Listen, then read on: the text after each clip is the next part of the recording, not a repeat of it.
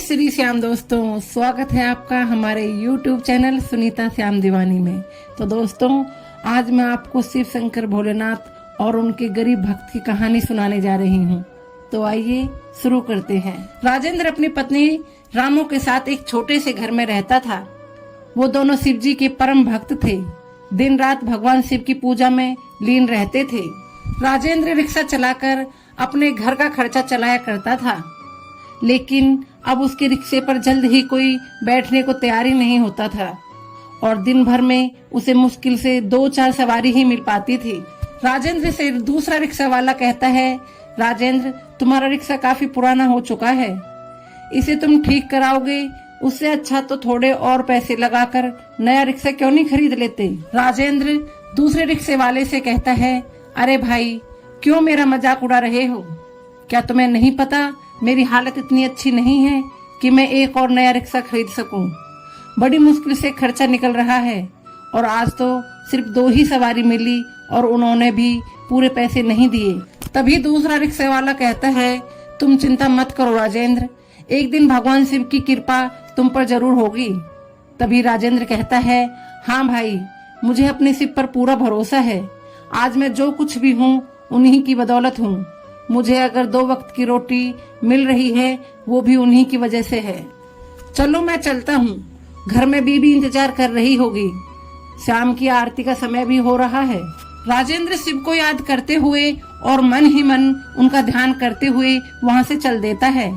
रास्ते में चलते वक्त उसकी रिक्शा का टायर पंचर हो जाता है। आज उसने सिर्फ 20 रुपए ही कमाए थे, जिसमें से उसने 10 रुपए का शिव जी के लिए प्रसाद ले लिया था और बचे हुए 10 रुपए में से 5 रुपए पंचर वाले को देने पड़ गए और बचे 5 रुपए का उसने 2 पाव खरीद लिए। घर जाके राजेंद्र अपनी पत्नी से बोला, रामो, मैंने तो भोजन कर लिया है। दूसरे रिक्शे वाले ने जबरदस्ती खिला दिया, मुझे बिल्कुल भूख नहीं है। आज अपनी कमाई से सिर्फ 2 पाव ही ला पाया हूँ, तुम ये ही खा के पानी पी लो। रामो ने कहा, ठीक है। दरअसल राजेंद्र 2 पाव ही खरीद पाया था, इसलिए उसने रामो से झूठ बोला, जिससे उसकी पत्नी को भूखा ना रहना पड़े। कोई कोई दिन तो ऐसे ही बीत जाता था, दोनों को पानी पीकर ही सोना पड़ता था, लेकिन कुछ भी करके वो शिव जी के लिए प्रसाद की व्यवस्था कर लेता था। एक दिन नंदी ने भगवान शिव से कहा, प्रभु, राजेंद्र और रामो आपके अनन्य भक्त हैं, उन्हें कितनी भी तकलीफ क्यों ना हो वो आपको भोग लगाए बिना नहीं रहते। प्रभु, आप उन पर अपनी कृपा क्यों नहीं बरसाते? वो इतनी तकलीफ में हैं, आप उनके लिए कुछ क्यों नहीं करते? शिव जी कहते हैं, नंदी, पिछले जन्म में राजेंद्र बहुत गुरूर और दूसरों को परेशान करने वाला व्यक्ति था। उसे किसी पर भी दया नहीं आती थी। गरीबों का मजाक बनाने में उसे बड़ा मजा आता था। उसने अपनी माँ को भी बहुत तकलीफ दी थी, जिसकी वजह से उसे अभी तक संतान प्राप्ति नहीं हुई। पिछले जन्म में तो उसे कोई तकलीफ नहीं हुई, लेकिन उसका फल उसे इस जन्म में भुगतना पड़ रहा है। ऐसा हर प्राणी के साथ होता है।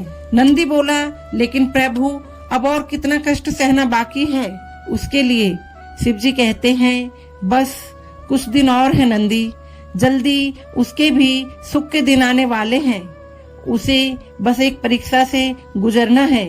अगर वो उसमें पास हो गया तो उसी दिन से उसके दुख के दिन दूर हो जाएंगे। इधर राजेंद्र की परेशानियां दिन पर दिन बढ़ती ही जा रही थी।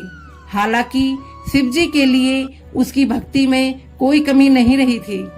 सुबह सुबह सबसे पहले दोनों पति पत्नी पूजा करते, उसके बाद ही अन्य कार्य करते थे। भगवान शिव से रामो कहती है, हे भगवान, अगर हमने अपने जीवन में थोड़े से भी पुण्य कार्य करे हैं तो हमारे कष्टों को हर लो भगवान।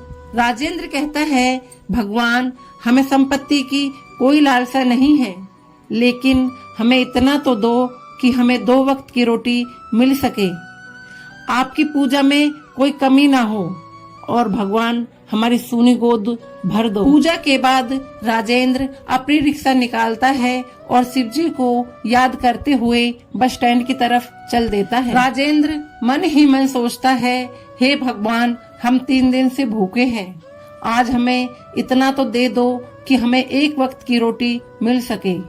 राजेंद्र ये सोचता हुआ जा ही रहा था कि इतने में ही भगवान शिव एक बूढ़े व्यक्ति के वेश में उसके पास आ गए।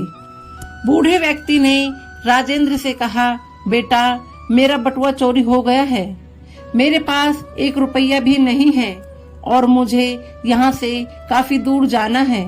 कोई बिना पैसे के मुझे मेरे घर तक पहुँचाने के लिए तैयार भी नहीं है। मैं इतना बूढ़ा हूँ कि खुद चलकर नहीं जा सकता। ऊपर से इतनी तेज धूप और गर्मी है कि वो मुझसे सहन नहीं हो रही। क्या तुम मुझे मेरे घर तक छोड़ दोगे? लेकिन मेरे पास तुम्हें देने के लिए कुछ नहीं है। राजेंद्र ने कहा, मैं तो बस स्टैंड जा रहा था, लेकिन अब आप इतने परेशान हैं तो मेरा कर्तव्य बनता है कि मैं आपकी मदद कर सकूं। राजेंद्र कहता है कि आप मेरी रिक्शा पर बैठ जाइए बाबा, मैं आपको आपके घर तक छोड़ देता हूँ। बूढ़ा व्यक्ति रिक्शा पर बैठ जाता है। राजेंद्र उस चिलचिलाती धूप में बिना किसी परेशानी के उसे उसके घर पहुँचाने के लिए चल देता है। घंटों चलने के बाद एक शिव मंदिर आता है। वहाँ पहुँचकर बूढ़ा व्यक्ति राजेंद्र से कहता है, बस बेटा, आ गया मेरा घर। तुमने इतनी धूप, इतनी गर्मी में मेरी मदद की कि तुम दिल से बहुत साफ व्यक्ति हो।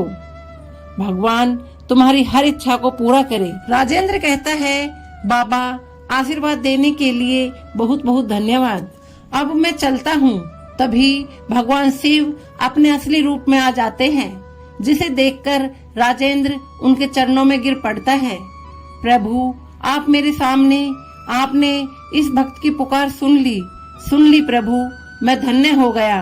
प्रभु, अब मुझे किसी और वस्तु की जरूरत नहीं है। राजेंद्र की बात सुनकर भगवान शिव ने कहा, राजेंद्र, मैं तुम्हारी परीक्षा ले रहा था, जिसमें तुम पूरी तरह से सफल हुए। मैं तुम्हें आशीर्वाद देता हूँ, जिससे तुम्हारे सारे कष्ट दूर हो जाएंगे और जल्द ही तुम्हें संतान की प्राप्ति भी होगी। ये कहकर भगवान शिव अंतर्ध्यान हो जाते हैं। वो खुशी खुशी अपने घर जाता है और देखता है कि झोपड़ी की जगह एक पक्का मकान बन जाता है, जिसमें सारी सुख सुविधा उपलब्ध है। वो पत्नी रामो से सारी बात बताता है, जिसे सुनकर दोनों खुशी से झूम उठते हैं। अब राजेंद्र रिक्शा बेचने का व्यापार करने लगता है, जिससे उसे काफी अच्छी आमदनी होती है और अब वो अपने परिवार के साथ सुखपूर्वक जीवन व्यतीत करने लगता है। लेकिन आज भी भगवान शिव के प्रति उसकी भक्ति में कोई कमी नहीं आई। तो दोस्तों, ये थी हमारी शिव भक्त की कथा। आपको हमारी ये कथा कैसी लगी हमें कमेंट करके जरूर बताएं और हमारे चैनल को सब्सक्राइब करना ना भूलें। हर हर महादेव। जय